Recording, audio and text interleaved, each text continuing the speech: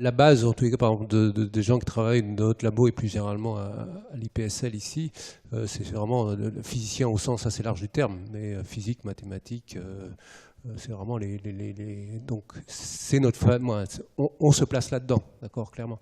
Alors on se place aussi dans des sciences naturelles, ça c'est clair.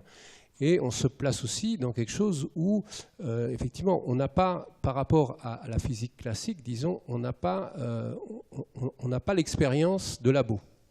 Ça, c'est quelque chose, on peut isoler des parties, on peut étudier des processus avec des physiques, etc. On peut, à un moment donné, mesurer l'ensemble, mais justement faire là, ce qu'on appelle l'étude de la perturbation, c'est-à-dire le changement de climat, et ben ça, on n'a pas. Oui. On constate. Alors, on travaille justement avec les paléoclimats. Il y a toute une partie d'études des climats passés où le climat a varié, mais bon, on n'avait pas d'instrument de mesure très fin, donc il faut le reconstituer, etc. Mais donc, on se place clairement, nous, dans la partie quand même physique, avec une science naturelle sur un objet où on n'a pas d'équivalent, disons, ailleurs. Alors on travaille aussi sur d'autres planètes, on essaie de faire le maximum de ce point de vue-là. Mais clairement, c'est plutôt dans cette famille-là, avec des spécificités. Donc ce sont des modèles, c'est comparable si on fait entre le modèle de l'économiste, les modèles des physiciens et les modèles des climatologues, c'est le même genre d'outils que vous utilisez?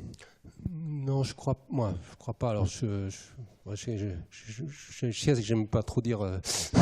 Je préfère parler de ce que je connais plus de ce que je connais pas. Même si on travaille justement avec des économistes, etc. Fondamentalement, il n'y a pas de loi. Disons, il n'y a pas de loi phénoménologique derrière. Il n'y a pas de loi de conservation dans un modèle économique. Nous, c'est la base. C'est une loi de conservation. D'accord. De ce point de vue-là, on est dans le vrai monde physique, j'allais dire, entre guillemets.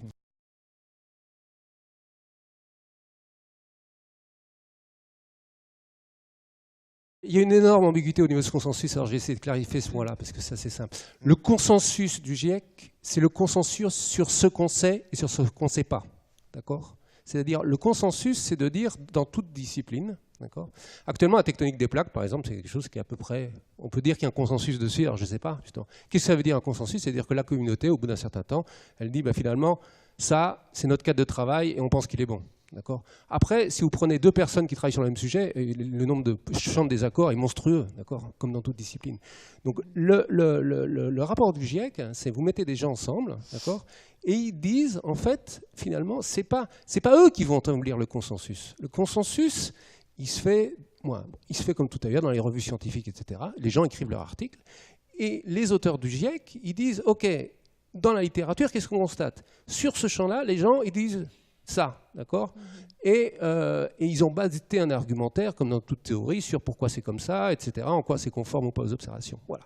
Et sur tel champ, donc là-dessus, donc le consensus des auteurs, c'est de dire, dans la littérature, oui, les gens, ils disent ça. Par contre, sur un autre sujet, le consensus des auteurs, c'est de dire que les gens, ils disent des choses très différentes. Voilà. Donc, c'est pas le GIEC qui fait le consensus de la science, d'accord? Le consensus de la science, elle marche comme dans toutes les autres disciplines. Le GIEC fait un consensus sur l'état de l'art, ce qui est très différent. C'est-à-dire que tous les acteurs du GIEC, tous les scientifiques qui participent ne sont pas forcément d'accord entre eux, mais ils se mettent d'accord sur ce sur quoi ils sont d'accord. Et sur ce sur quoi ils ne sont pas d'accord. Si vous regardez, et justement, ça, moi, souvent, ceux critiques du GIEC, ils n'ont pas lu en fait le rapport, à part le résumé, effectivement, qui est pour les décideurs, mais dans tout le rapport, si vous regardez, il y a en permanence, voilà, il y a ça, tac, tac, tac, tac, les arguments. Par contre, certaines études ont montré que blablabla, il pouvait y avoir des critiques, etc. Ça fait partie, justement, du consensus, effectivement, de dire à la fois ce sur quoi les gens ont trouvé le mieux et se sont d'accord pour telle et telle raison, et sur quoi ils sont désaccords. Et est-ce que ça a du sens de faire la moyenne des résultats des modèles? C'est-à-dire que lorsqu'on a trois modèles différents qui disent trois choses différentes, est-ce que dire la vérité doit être une moyenne de ces trois modèles, est-ce que ça a du sens, ou est-ce que ça veut simplement dire qu'il y en a au moins deux qui sont faux et il y en a peut-être un qui est juste, voire ils sont tous faux? En général, on n'aime pas du tout parler de moyenne des modèles, effectivement, donc on parle toujours, la plupart du temps, de fourchettes. Justement, parce que non, ça n'a pas tellement de sens de parler de moyenne de modèle. Même si on fait des moyennes de modèles comme outil. Mais disons, on donne parce que dans votre présentation, à un moment, vous avez parlé, quand vous parliez de la vapeur ou de la pluie, vous avez dit c'est un résultat moyen des modèles. Il me semble que vous avez employé ce terme de moyenne des modèles, mais peut-être que j'ai mal entendu. J'ai plus donné ça, mais effectivement, si vous regardez, chacun des points était un modèle différent. Et donc, en moyenne, les modèles font ça. Ce qui est Ah, d'accord. Pas la moyenne des modèles, disons. Ah, oui, oui. Mais effectivement, on évite, et en général, on essaye autant que possible se peut de donner des fourchettes. Vous voulez ajouter quelque chose, peut-être, Hélène Guillemot, sur, justement sur le GIEC et cette impression de consensus, comment peut-être au niveau du citoyen ça peut paraître suspect?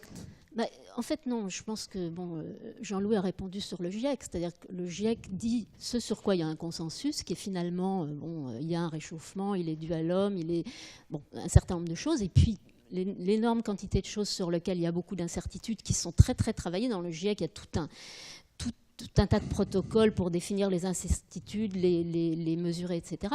Après, il y a une autre chose dont j'ai parlé tout à l'heure un peu dans ma présentation, qui est qu'il y a eu une présentation peut-être assez consensuelle au niveau, je dirais, de l'espace public, peut-être des médias, où on présentait le GIEC dit que, la science dit que, donc il faut agir. Bon, ça, c'est un petit peu autre chose, c'est-à-dire la manière dont a été cadré le problème est assez consensuelle, au sens où tout était complètement focalisé sur la science dit que, et où on ne mentionnait pas le fait que, c'est ce qu'on voyait à un moment, j'ai montré debate is over, c'est fini, le débat est fini. Alors le débat est fini sur la réalité du changement climatique d'origine humaine, ça oui, je crois que tout le monde est d'accord là-dessus.